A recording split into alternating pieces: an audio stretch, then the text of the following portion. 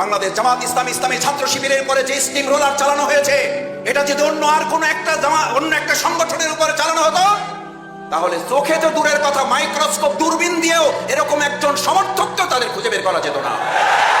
আর সেই জামাত ইসলামী ছাত্র শিবির মাইক্রোস্কোপ আর দূরবীন তো পরের কথা, বুক ফুলিয়ে আমাদের নেতারা ওদিকে জীবন বাজি রেখেছেন, ফাঁসির মঞ্চে গিয়েছেন হাসতে হাসতে।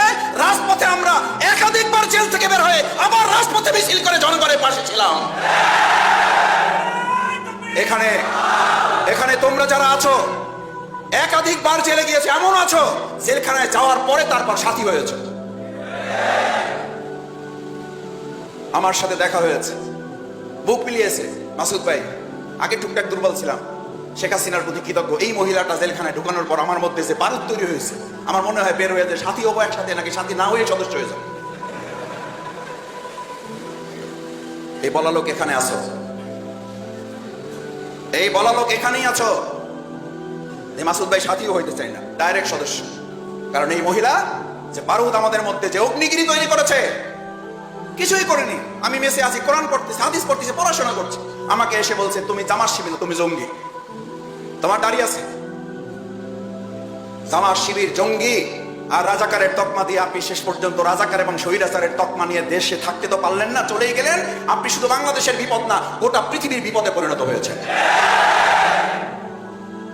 আপনি আমাদেরকে ঘর ছাড়া করতে চেয়েছিলেন, এখন আপনার পরিবারের সদস্যরা আপনারা নিয়ে দুশ্চিন্তায় আছে, আপনি যেন তাদের ঘরে গিয়ে আবার না ওঠেন। মনে আছে, দেখেছো ইন্টারভিউ তাদের? আমাদের স্বামী হারা করেছেন, আমাদের এই শহীদ পরিবারের সন্তান হারা করেছেন। আল্লাহ তাআলা আপনাকে জীবিত রেখে জীবিত অবস্থায় আপনাকে পরিবার হারা করে দিয়েছেন।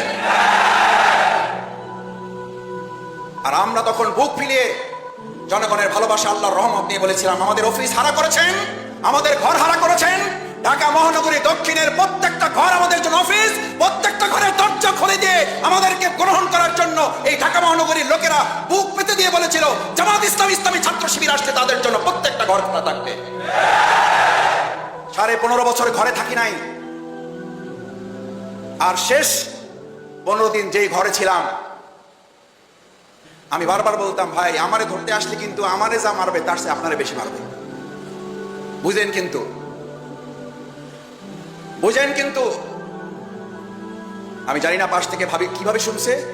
ভাই জবাব দেওয়ার আগে ভাবি তার পাশ থেকে, জানালার পাশ থেকে, দরজার পাশ থেকে বলছে, ভাই আপনার ভাই কি করবে জানি না, যদি আমার ঘরে কেউ অন্যায় ভাবে প্রবেশ করতে চায়, আমার এমনি 2টা দাঁড় একটা বডি আছে। আমি বলে রেখেছি, যদি আমার ঘরে প্রবেশ করতে হয়, যদি আইনগত ভাবে আসেন ভালো, আর যদি অন্যায় ভাবে আসেন তাহলে আমার বডি এবং এই দায়ের নিচ দিয়ে আপনাদেরকে প্রবেশ করতে হবে। এইরকম মা, খালা, বাবা, চাচা, দাদা, নানি যে ভালোবাসা নিয়ে আমাদেরকে পাহারাদারি করেছে, সেই বাংলাদেশকে আমরা জীবন বাজি রেখে পাহারাদারি করব। আমাদের মীর মুগ্ধ আবু সাঈদ এবং আমাদের এই সাবে আলিফদের মতো আমরা আরেকবার জীবন দেব, কিন্তু বাংলাদেশ নিয়ে আর কাউকে সিনেমিনি খেলতে দেওয়া হবে না। আর চাঁদাবাজি রাজত্বে বাংলাদেশ ফিরবে না, হলে এবং বিশ্ববিদ্যালয় সন্ত্রাসের রাজত্ব আর চলতে দেওয়া হবে না। মীর মুগ্ধদের রক্তের সাথে বেঈমানি করবেন কেউ? আবু সাঈদের রক্তের সাথে বেঈমানি করবেন কেউ? এই Hanif community centre, Abu Saeed Khokon community centre, জানি না তারা কই আছে, আল্লাহ ভালো জানেন। আলহামদুলিল্লাহ, তারা জাতির জন্য তৈরি করে রেখে গেছেন। ইসলামী আন্দোলনের খেদমতে এগুলো এখন ব্যবহৃত হবে। এই সমস্ত জায়গাগুলোতে 15.5 বছর একবার আল্লাহর ধ্বনি উচ্চারিত হয় নাই, 15.5 বছর একবার আল্লাহর প্রশংসা তারা করতে দেয় নাই, এই সব জায়গাগুলোতে একবার সুবহানাল্লাহ তারা বলতে দেয় নাই। আজকে আমরা সর্বশক্তি নিয়ে 15.5 বছরের কাফারা আদায় করার জন্য আল্লাহু আকবার, আল্লাহু আকবার, আল্লাহু আকবার। তোমরা আমাদেরকে বুলেট দিয়ে বুককে কাঁপিয়ে দিয়েছো, আর আমরা তোমাদেরকে নারায়ে তাকবীরের এই ধ্বনির আওয়াজ দিয়ে তোমাদের বুকে আগুন জ্বালিয়ে দেব।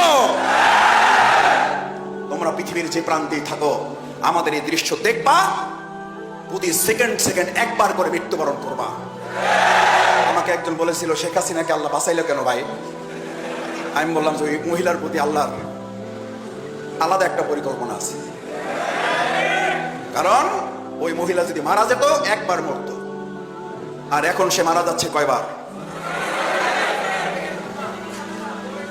প্রতি সেকেন্ডে সেকেন্ডে সে একবার করে মৃত্যুর মুখে পতিত হচ্ছে, এবং যতদিন আল্লাহ তাকে বাঁচিয়ে রাখবে প্রতি সেকেন্ডে সেকেন্ডে একবার করে মৃত্যুর মুখে আমরা তার অন্যায়ের প্রতিবাদে একটা করে সত্য, একটা করে ন্যায়, একটা করে ভালো কাজ এই দেশে প্রতিষ্ঠিত করে প্রতি সেকেন্ডে সেকেন্ডে তাকে মৃত্যুর মুখে ঠেলে দেওয়া হবে।